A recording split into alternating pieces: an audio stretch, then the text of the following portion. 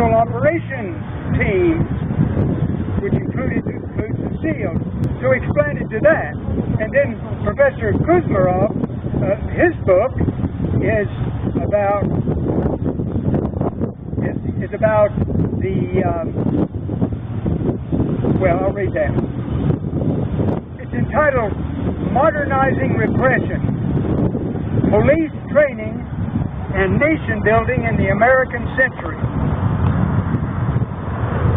In the old colonial empires, the subject nations were controlled by local police and soldiers trained for service to their occupiers.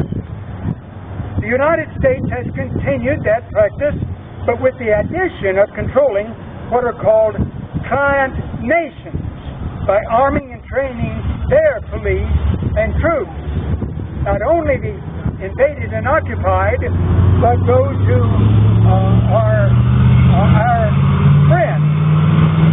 A well-known example is the School of Americas in Fort Benning, Georgia, where soldiers and police from countries around the world within the United States orbit have been trained. For example, those of El Salvador and Guatemala during the bloody 1980s, when the dictators were killing insurgents, sometimes in Guatemala wiping out entire villages.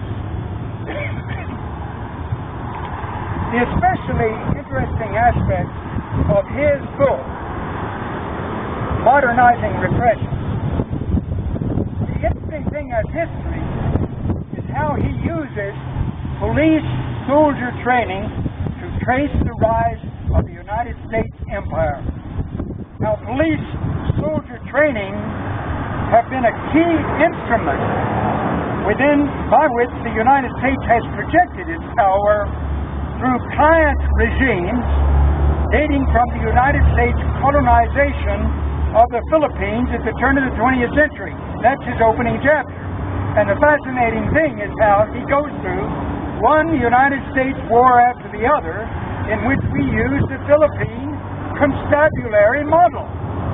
We want to avoid the death of our own troops, so we train the subjective folks to do our police and military work for us. Now, I can see that my voice is not going to hold. And you all have already been here a half an hour, and it's just as well. I think I've given you a hint as to what his magnificent book is about. I'll just mention one more book. Jeremy Scahill, in his new book, Dirty Wars, is about extrajudicial killing, which we would call murder. Dirty Wars is about the drone assassinations and the equally horrendous and illegal and secret killings by the Joint Operations Service. We have a command at JSOC, the Joint Secret Operations Command, started by President Bush, now followed by President Obama. In Vietnam, these activities were called the Phoenix Program, in which you captured and interrogated and usually killed under interrogation, or you just assassinated the leaders of the villages of Vietnam. We now have, and I'm quoting Professor Kuzmarov, we now have a global Phoenix program all over the world, some 800 bases, in which we are operating at night by special ops teams, and we're kidnapping and killing.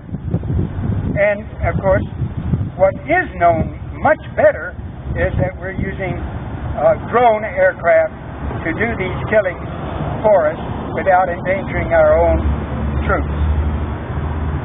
I'll return, I'm going to skip now, I'll return maybe to Professor Kuzmarov later in regard to what we can do. He has lots of good suggestions that I'll just share with you perhaps if I can still speak. But our second speaker is David Druding, who will talk to us about Guantanamo and what we might do about Guantanamo.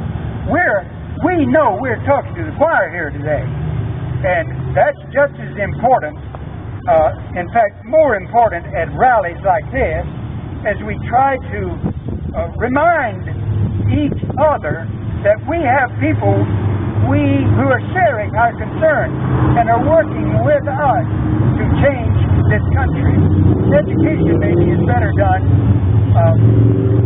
with a book or in a lecture hall or whatever. David is here to tell about his views, his feelings about Guantanamo. David Druding.